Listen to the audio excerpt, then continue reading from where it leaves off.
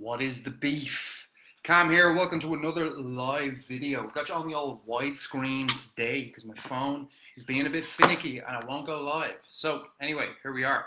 What can a chef do to quell anxiety, stress, and the inability to switch off? Even if you're in lockdown, because this is a common problem even if you are in lockdown. Pause. Right, let's get down to business. One of the biggest problems that chefs have, and something I had in the industry quite a few years ago, is this inability to switch off, and definitely an inability to quell the anxiety within me. Mr. McDonald, Kieran O'Shaughnessy, good to see you, brother. So it's a common problem, and even outside of lockdown, this is a huge issue for chefs. If you think about the standard protocol, which is, and I'll take you back to my example, which was I didn't have any structure in life. If I was to go back to when I was doing the most hours that I have, 4 or 5 years ago, there was no structure, there was no order to things, there was no routine to what I was doing. And, more the alarm would go off and I wouldn't really see any point in getting up when that alarm went off. So I'd just hit snooze. And I would really just fucking waste as much time in the morning as I possibly could before going into work, because I did not want to go into work. And as you go through, you get into work, we all know this, it's like get a fucking coffee on the go and you make your way through that day. And as you make your way through that day, the adrenaline, the service, you get through it, you push through it, as you always do.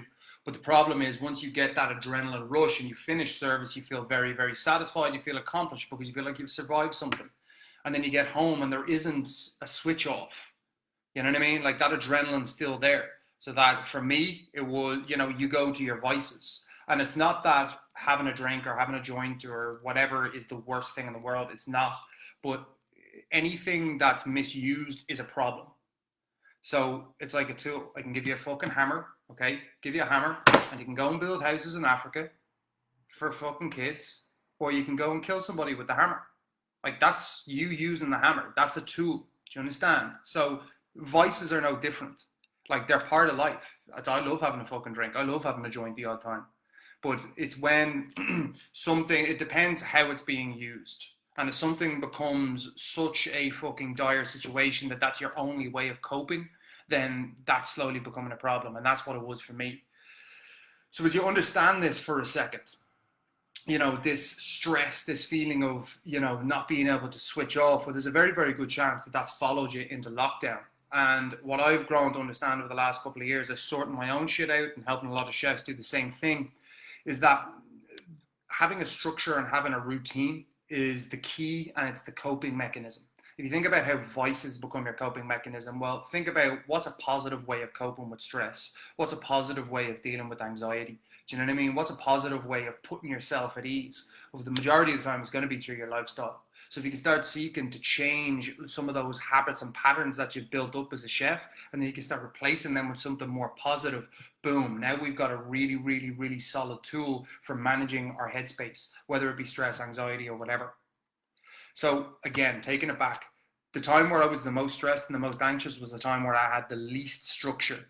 And because I had no structure first thing in the morning, I would go into work dreading going into work. I would just dread it. I didn't want to do it. The anxiety was there, the tightness in the chest, the just general feeling of anger and negativity. It was there every single day. And what I've grown to nail down within myself is having something concrete to be done first thing that gets me into a better space.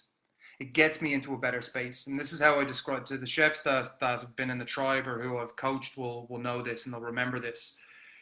Every morning, the routine, I used to call it creating space. It's a way of building a frame around yourself.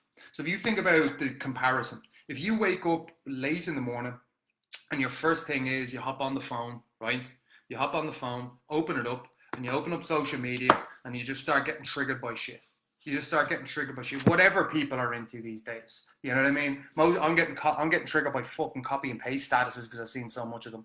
But maybe it's like 5G or Donald Trump or, what Corona, like whatever thing people are getting emotionally invested in. Think about that being your first hour of being awake, just looking at shit like that. Think about how that makes you feel. You've already woken up late. Now you're wasting time getting triggered by shit that has nothing to really do with you.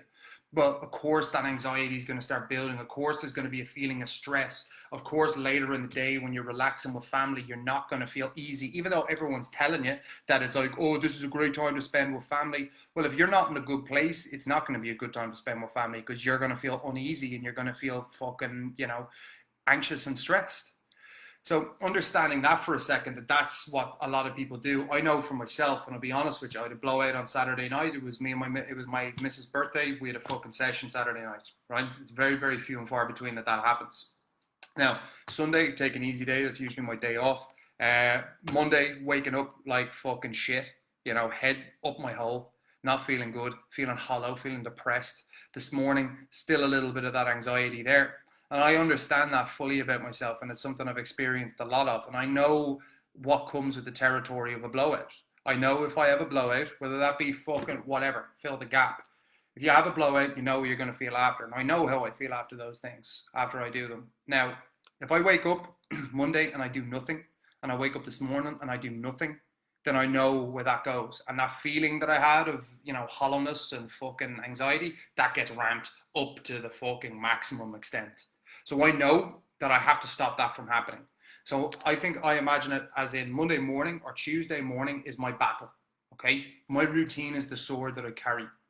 Now, I make sure that sword is fucking sharp. So I make sure I know what I'm doing for my exercise. I know I'm doing my meditation. I know I'm doing my plan. I'm doing the things I need to do. I know how sharp I need the sword. When I wake up every single morning, I know if I don't pick up this sword and start fucking swinging, I'm going to get killed. So I pick up and I start swinging and I execute as best I can. And when I do that, I start winning. And when I start winning, all of a sudden that feeling of stress, anxiety, not being able to relax, that goes away. And suddenly I can relax. And suddenly I do feel satisfied. That's all down to having something to execute and going and executing it first thing.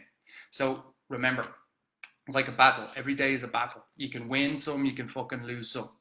Having a routine ensures that you're going to have a plan in place that allows you to win. So build it properly. Like, base it around some exercise and stop trying to be a fucking hero. You don't need to go mental. It's like walk your block, jog around the block after a week or two once you've built it into that. That's the starting point. Don't freak out any more than that. Home workouts freaking out. Cool. Go outside. Go for a walk, go for a jog, go for a run. Do what you can. Do what's manageable for you, but make sure it's something that you can do. Then it's about planning. And you might think it's futile to plan something to do today, but ultimately that's going to give you some clarity because now you have a structure to things and you're going, okay, cool. Not only am I exercising, but I'm actually going to write down the shit I need to do. If you want to pop a cherry on top of it, a bit of meditation. I use a free app called Headspace and I use the fucking 10 beginner lessons and I just use them over and over and over again. Gets my breathing under control. So I've built that routine. I've sharpened that sword. You need to build a routine for yourself and sharpen the sword. Every single morning, once that's there, at least you know what you need to do. Then it's about picking that motherfucker up and going. And I know if I don't execute my routine, I'm fucked. I'm fucked. And especially after a blowout on Saturday night, I'm extra fucked if I don't do it. So that means I have to. I have to do it. There's no choice in the matter, there's no choice. And think about it for yourselves. Like if you have that feeling that you're not able to switch off and you feel like shit at home at night and you're sitting with your family or whoever you're with at home and you don't feel easy, right? You don't feel at ease. You feel under pressure. You feel uptight for no fucking reason. I guarantee you, if you start doing what I'm telling you here, that things will change. And all I'd ask of you is to first off, take from this video, understand that you have to have tools in place in your life to deal with how you feel. If you feel like shit, you need to have a way of dealing with that positively. Because how we usually deal with feeling shit is vices. Okay, cool. Let's swap that out. Let's change that for a routine around exercise, getting ourselves in a good place. Then it's about doing it for a week. Do it for 7 days. See how you feel. And if you can understand and reflect on that week and say, I had a really good week this week as a result of doing the routine, make it a thing going forward. Make it a thing going forward. And remember that a tool is how you use it. The more you use it, the more you're going to get out of it. The less you use it, the less you're going to get out of it. But remember, there's always a tool to be used. Chefs, I hope this is a really helpful video for you. Give us a thumbs up if you enjoyed it. And I'll catch you all in the next one. Stay safe.